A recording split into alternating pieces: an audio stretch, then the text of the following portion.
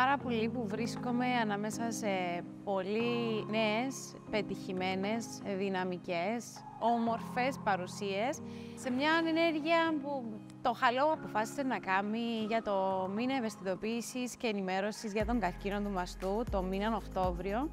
Το νιώθουμε όλοι μας γύρω μας ότι υπάρχει μια ευαισθητοποίηση γενική από όλον τον κόσμο, μια ανάγκη για ενημέρωση και μια ανάγκη για κουβέντα.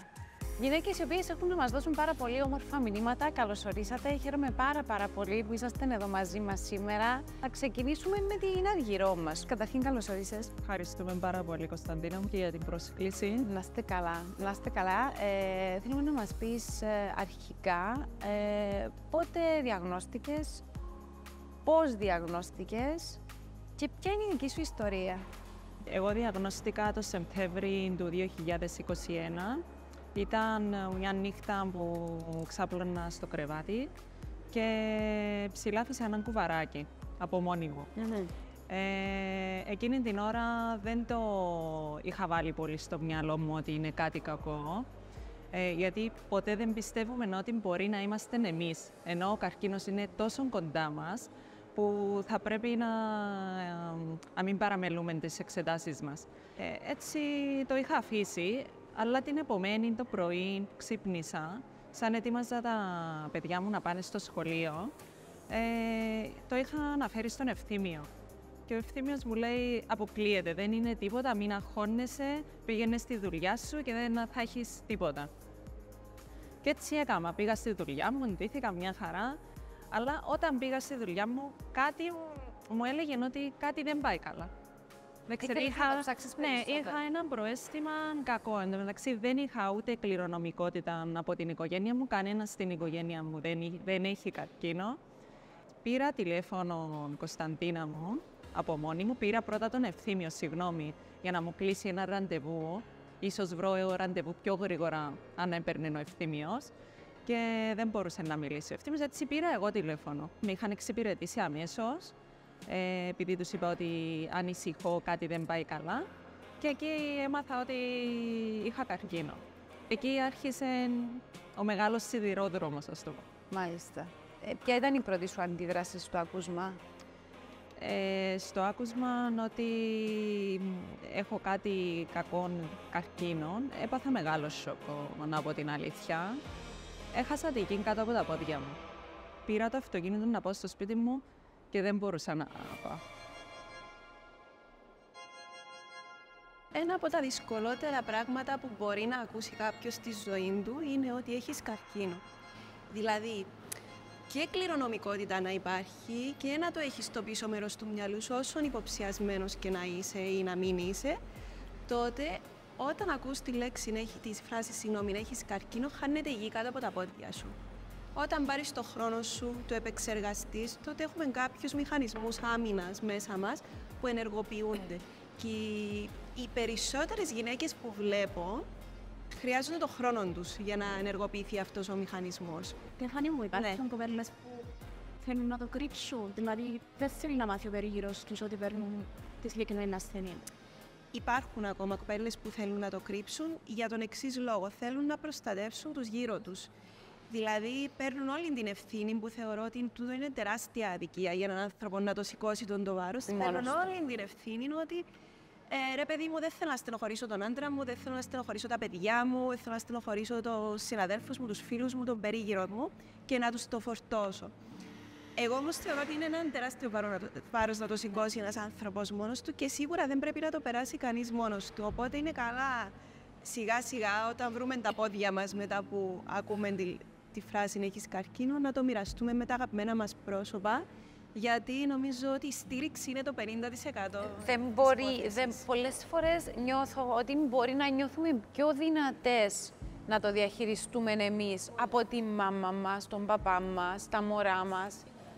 Νιώθω ότι μπορεί να είναι γι' αυτόν τον λόγο που ίσως να θέλουν να το κρατήσουν. Δεν ξέρω, Αναστασία μου, εσύ μπορεί να ισχύει το ίδιο και για σένα.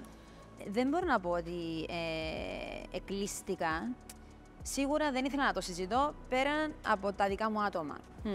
Αλλά εγώ ζω και στην Πάφο. Η Πάφος είναι πιο κλειστή κοινωνία, δηλαδή είναι πιο μικρή κοινωνία. Όλοι ξέρουν όλους.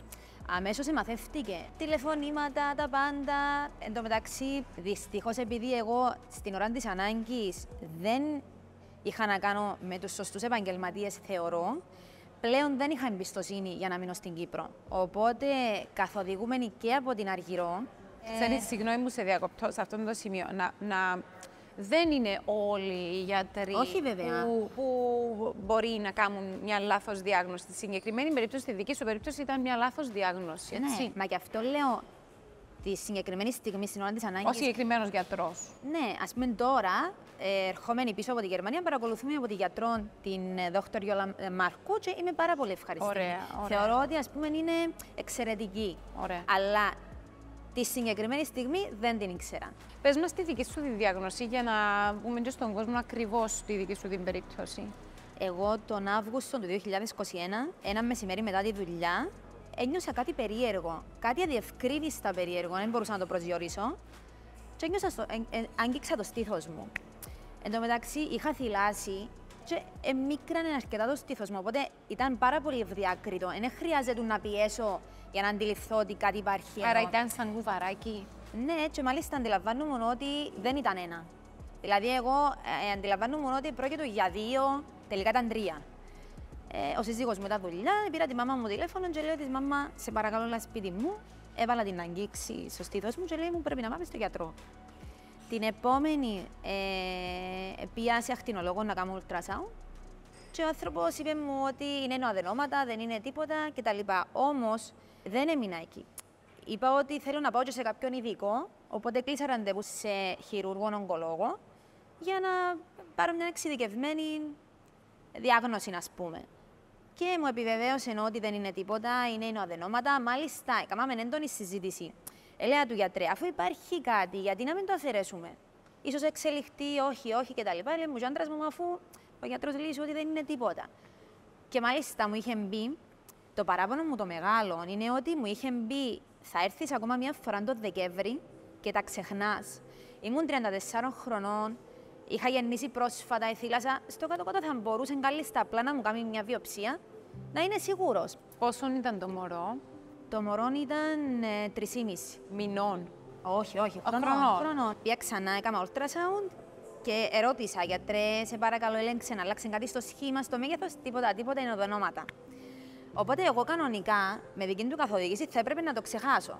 Όμως δεν το ξεχάσα. Το Μάη του 22 πήγαμε μαζί με τη μάμα μου και τον παπά μου, πήγαμε για να κάνει η μαμά μου μαστογραφία και εγώ ultrasound. Εντάξει, εκεί αντιλήφθηκα ότι κάτι άλλο συμβαίνει. Λέει μου γιατρός, η ακτινολόγος, πρέπει να κάνουμε μαστογραφία τώρα. Λέω ότι είχα ξανακάνει ultrasound 2 φορές, μου είπαν ότι είναι νοαδενόματα. Όχι, λέει, αυτά που βλέπω δεν είναι νοαδενόματα και πρέπει να κάνουμε τώρα μαστογραφία.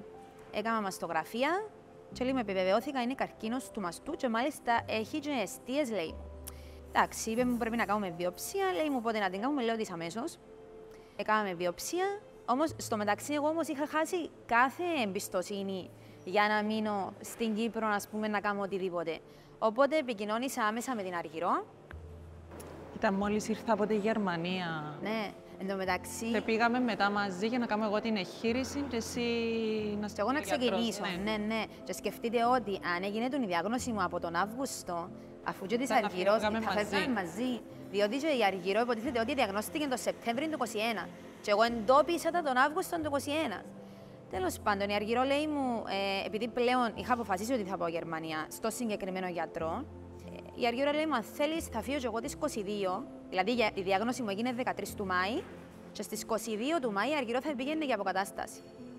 Οπότε διευθετήσαμε και 22 του Μάη φύγαμε όλοι μαζί. Θα πήγαινες έτσι κι αλλιώς να κάνεις μαστογραφία ή απλά ήταν λόγω της μαμάς σου? Καταρχήν, δεν έκανα μαστογραφία. Εγώ πήγαινα για ultrasound. Δεν είναι της ηλικίας μας να κάνουμε μαστογραφία. Ναι, Μετά, όταν ήρθαμε από τη Γερμανία, έπεσε το όριο ηλικίας, που το είχε βάλει ευθύμιο στη Βουλή. Άρα πιστεύετε ότι έπρεπε να πέσει το όριο ηλικίας? Εγώ πιστεύω ότι πρέπει να πέσει κι άλλο το όριο με τις μαστογραφίες, γιατί πλέον ο καρκίνος του μαστού έχει πέσει πάρα πολύ το όριο ηλικίας.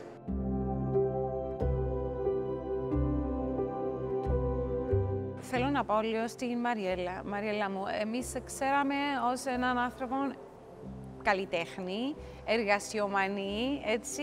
Σε ήξερα που πριν πάρα πολύ καλά και ήξερα ότι δουλεύεις πάρα πολύ. Σε κάποια φάση εξαφανίζεσαι που παντού.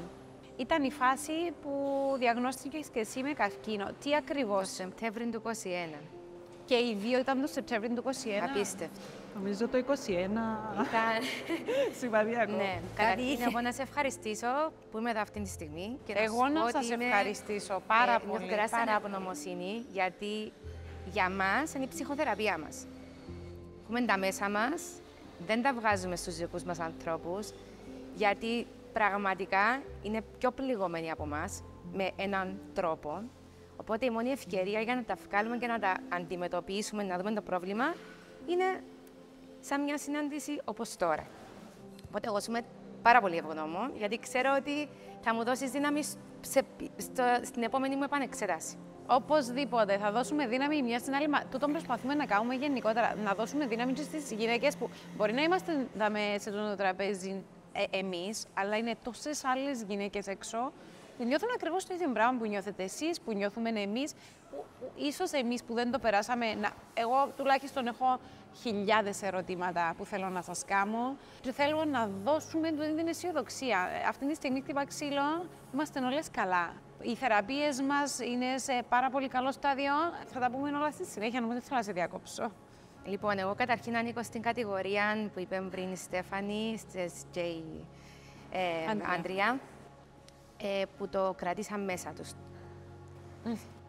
Οπότε, εκεί που αντιλαμβάνεσαι ότι δεν υπάρχει ούτε σωστό, ούτε λάθος. Και ο λόγος που το κράτησα μέσα μου ήταν γιατί είχα έναν παιδί, και έχω έναν υγιέστατο παιδί αυτή τη στιγμή, είναι 10,5 χρονών. Το ήταν 8,5. Είμαι μονογονέας, οπότε αυτό το παιδί κρέμεται κάτω από τα χείλη μου και έπρεπε να βρω τη δύναμη να το αντιμετωπίσω, λες και δεν συνέβηκε τίποτα. Που για μένα η πιο δύσκολη απόφαση ήταν αν θα του το πω ή όχι. Μαρούλα. Ναι. Και αποφάσισα ότι το καλύτερο για την αντιμετώπιση της ασθένειας ήταν να μην του το πω. Γιατί έτσι αναγκάζομαι να είμαι πάντα καλά. Βέβαια, ήταν τόσο κρύο εκείνος ο χειμώνας, δεν ξέρω αν το θυμάστε, η θερμοκρασία του σπιτιού έφτανε μέχρι και 40 βαθμούς για να ζεσταθεί ο γιος μου. Και εγώ έπρεπε να κοιμάμαι με μία περούκα και με ένα σκουφάκι για να με πέσει και ξυπνούσα τη νύχτα, νομίζω μπορείς να αντιληφθείς την εικόνα. Εκείνο ήταν το πιο βασανιστικό. Για να μην σε δει χωρίς μαλλιά. Με δει χωρίς μαλλιά. Γιατί τα χάσα και πάρα πολύ νωρίς, στις 10 μέρες. Αλλά εγώ έκανα έναν λάθος. Το κουβάρι το εντόπισα λίγο μετά το Πάσχα του 21. Πού ήταν ακριβώς, Μαριέλα? Ήταν κάτω από τη δεξιά μου μασχάλη, πολύ κοντά από το στήθος. Αδένας, ας πούμε. Αδένας, ναι. 11 μήνες πριν είχα κάνει μαστογραφία. Για κάποιο λόγο, εγώ ξεκίνησα πολύ νωρίς να κάνω μαστογραφία. Μέσα στο μυαλό μου... Είχες ιστορικό, είχες κάποιο στο είναι. Κανέναν ιστορικό. Κανέναν ιστορικό. Απλώς θεωρώ, με τη δική μου λογική, από τη στιγμή που έγινα μάνα και θύλασα, επηρεάζεται το στήθος. Έτσι το σκέφτηκες. Έτσι το σκέφτηκα. Είχε βγει ένας πρισμένος λεφαδένας και μου είχε πει ο τότε ακτινολόγος, γιατί τώρα δεν πάω σε εκείνο, ότι να το ελέγχουμε. Κάτι εφαίνεται. Το Μάιο του 2021 το εντόπισα και ήταν μόλις ανακοινώθηκε ότι θα έχουμε καλοκαίρι του COVID, ότι θα βγούμε και λίγο έξω.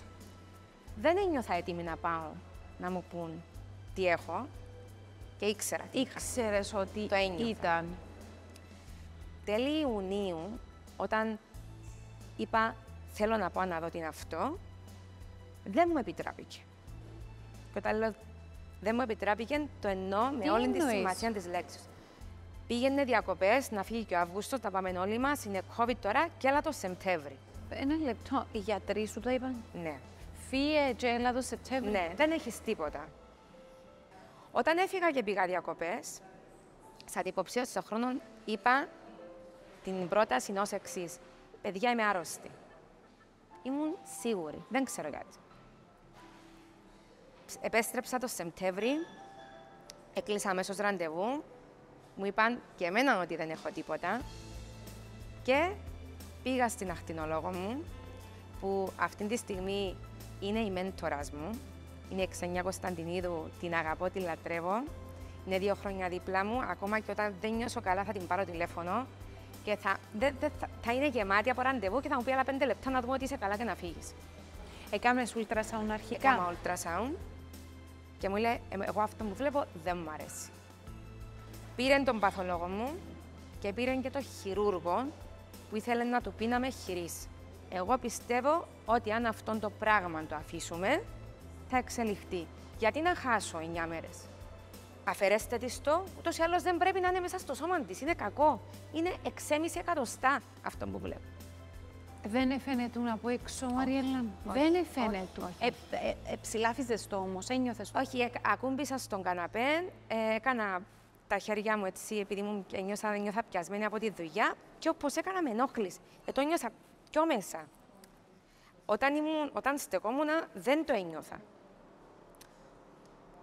Οπότε δεν πρέπει να είμαστε και ποτέ σίγουροι. Απίστευτο. Απίστευτο. Μέσα σε 48 ώρες εγχειρίστηκα. Ήρθε ο γιατρός μου, ο χειρούργος, και μου λέει: είναι μαλακόν, οπότε μην ανησυχείς. Και του λέω: εντάξει, θα το δούμε. Του λέω. Όταν λέει είναι μαλακός, σημαίνει δεν είναι καρκίνος, για να καταλάβουμε. Προφανώς. Ας πούμε, δεν είναι καρκίνος. Προφανώς. Μάλιστα. Καταλαβαίνω, λέει, αν είναι κάτι κακό ή όχι. Μου λέει η μάμα μου: άτε, αγάπη μου, ηρέμησε τώρα. Όχι, μάμα μου, δεν ηρέμω. Αυγή βιοψία και με. Το ήξερα. Με έβαλε ραντεβού την επόμενη εβδομάδα που θα βγαίνει η βιοψία. Πήγα και με έδιωξε. Ότι ο είχε ίδιος. χειρουργεί. Ναι. Και ο λόγος που με έδιωξε, έμαθα εκ των υστέρων, ήταν ότι αυτό που διάβασε δεν το πίστευε. Και έκανε επανέλεγχο. Μάλιστα. Και πήγα την επόμενη μέρα.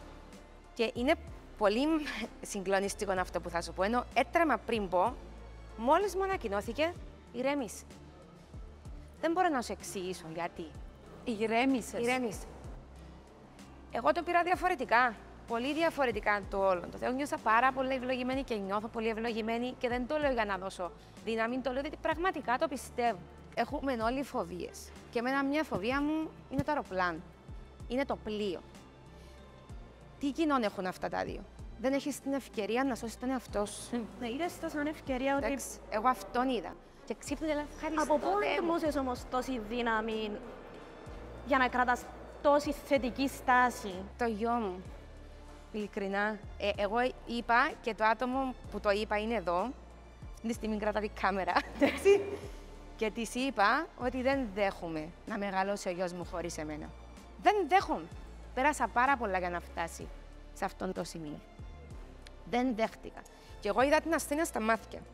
Είδα την και είπα σου, έλα τώρα, Ο περίγυρος σου... να αντιμετωπιστούμε. Ναι. Θα δεις ποιος θα νικήσει. Στον περίγυρο σου δεν φάνηκε περίεργη η στάση σου? Δεν είχα άλλη επιλογή γιατί ήταν όλοι χάλια. Μαριέλα μου, Ναι. ο περίγυρος σου, εγώ μίλησα με τον περίγυρο σου. Ο περίγυρος σου λέει ότι, και μπορεί να είναι λίγο κλισέ, και δεν μου αρέσει να λέω κλισέ πράγματα, αλλά έδινες εσύ δύναμη στον περίγυρο που εγώ τούτο το πράγμα δεν μπορώ να το διανοηθώ, δεν μπορώ να το πιστέψω. Πώς τα κατάφερνες? Καταρχήν, εκείνος που υποφέρει περισσότερο είναι αυτός που μένει.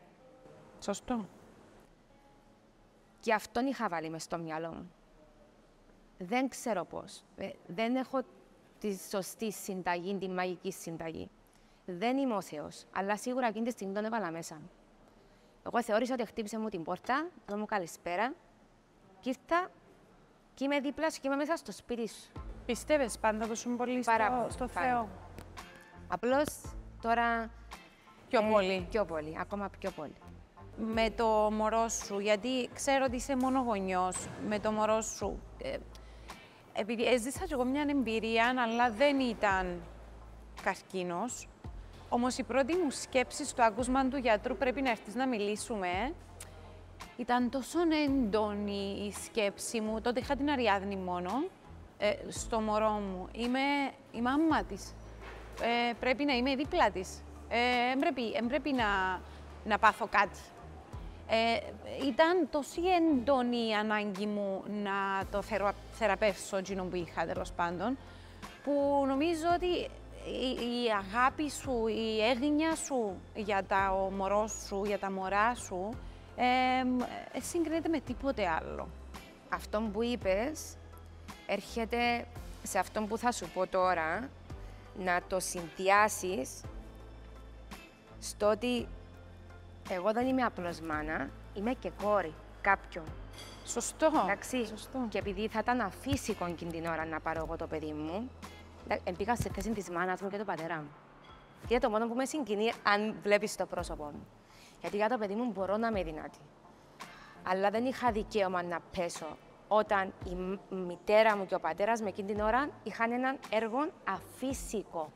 Αν σου πω ότι ήταν εύκολο, ναι, νομίζω εκείνη την περίοδο ήταν εύκολο, γιατί ήταν φυσικό. Δεν το προσπάθησα.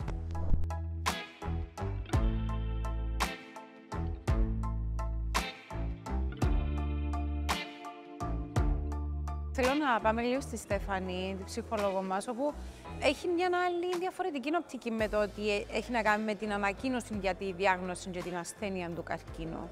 Αναχαιρέστε τα παιδάκια σας, όσοι έχετε παιδάκια.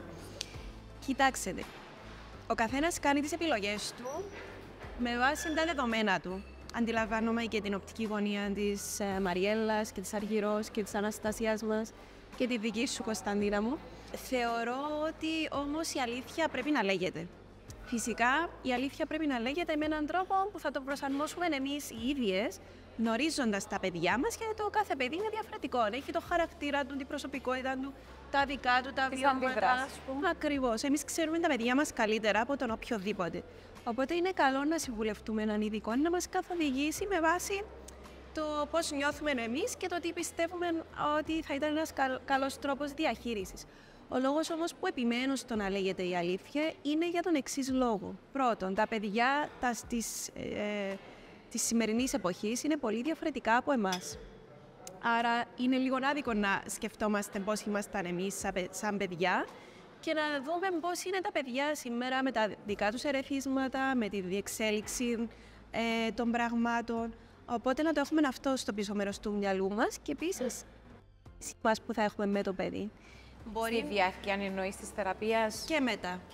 Και μετά. Γιατί από τη δική μου την εμπειρία, με όσες γυναίκες έχουν μοιραστεί την εμπειρία τους μαζί μου, βλέπω ότι τα παιδιά πάντα ξέρουν με έναν δικό τους τρόπο. Μπορεί να μην ξέρουν ακριβώς τι έχει η μάμα ή τι έχει ο παπάς, αλλά αντιλαμβάνονται τα πάντα.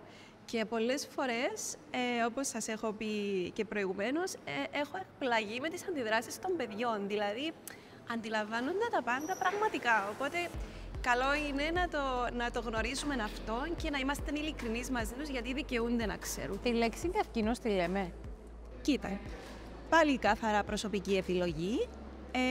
Υπάρχουν παιδιά όμως και σε πολύ νεαρή ηλικία που αν δεν μπει στη λέξη, θα έρθουν να σου την αναφέρουν ήδη. Μάμα είναι καρκίνος, δηλαδή από ηλικία 4 και πάνω, να είμαστε προετοιμασμένοι ότι μπορεί να μας την πούν ήδη τη λέξη καρκίνος. Το καλύτερο που μπορούμε να κάνουμε είναι να τους εξηγήσουμε ότι δεν είναι όλοι καρκίνοι ήδη.